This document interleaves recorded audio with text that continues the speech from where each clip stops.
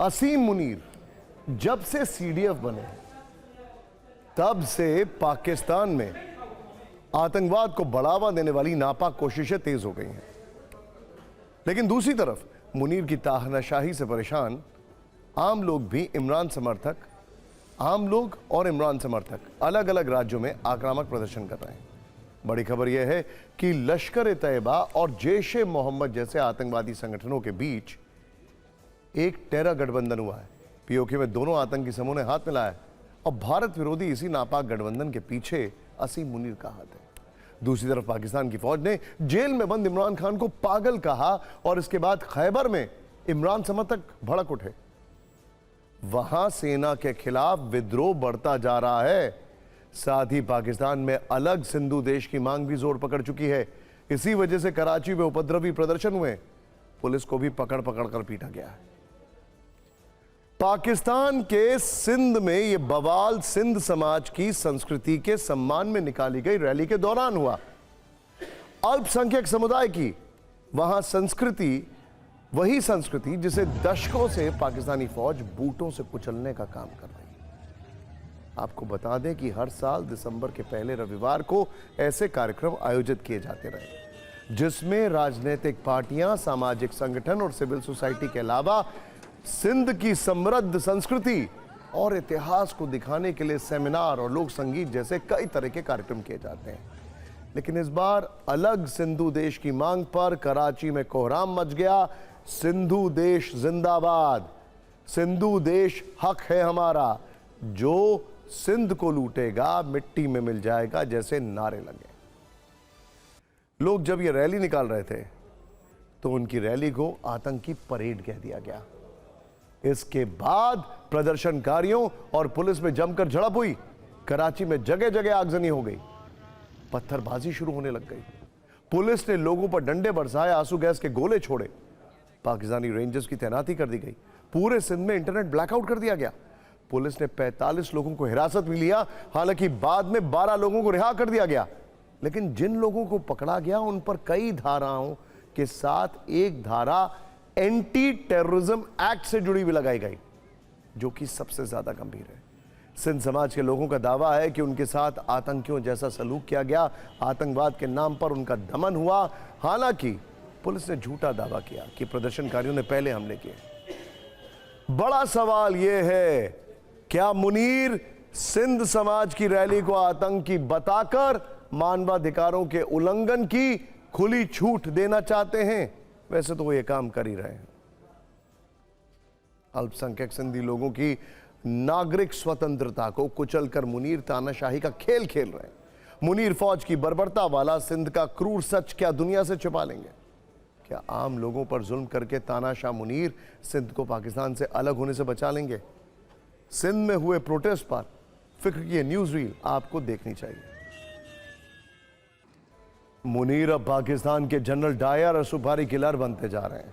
वो बंदूकों के दम पर हर प्रांत को फौज के बूट के नीचे दबाना चाहते हैं।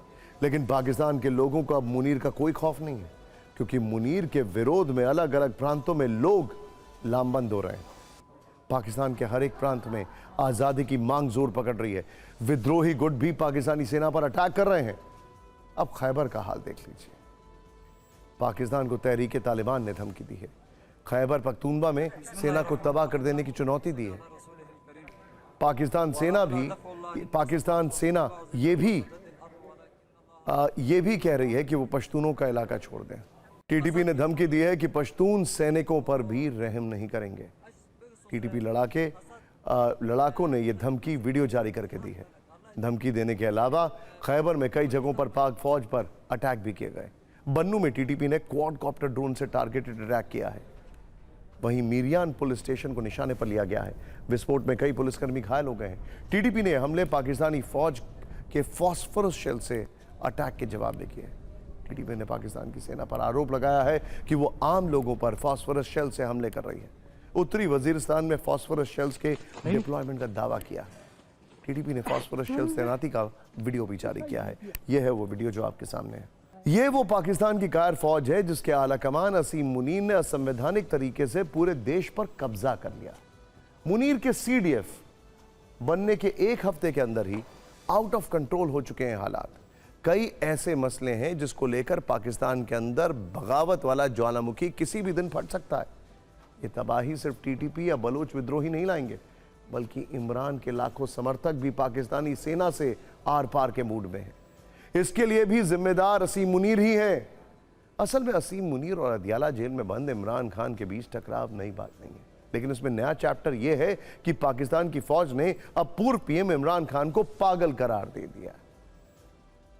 सोचिए, पाकिस्तान में गुर्बत है, महंगाई है, अनएम्प्लॉयमेंट है, अफगानिस्तान से ट्रेड बंद हो चुका है, जो व्यवसाय करते हैं अफगानिस्तान से वो सड़कों पर आ चुके हैं, अपना फल सब्जी बेचने के लिए मजबूर हैं, सड़क पर फेंकने के लिए मजबूर हैं, लेकिन इनके अंदर इमरान साइकोसिस चल रहा है।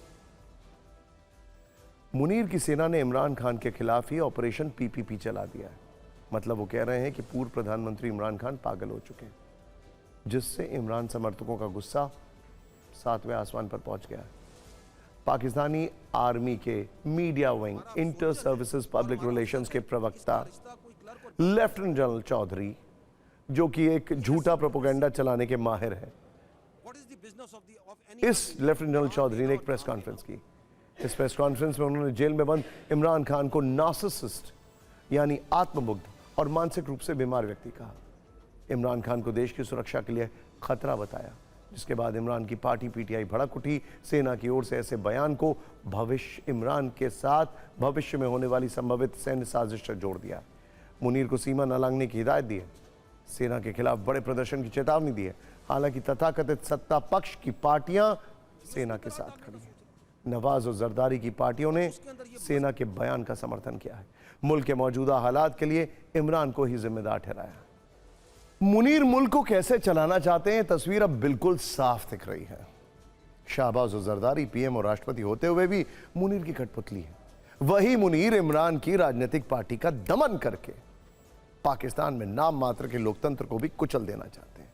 और मुनीर की तानाशाही में कौन फलेगा फूलेगा, यह भी आपको जानना चाहिए। मुनीर जब से सीडीएफ बने तब से आतंकवादी संगठनों के खेमे में खुशी की लहर है।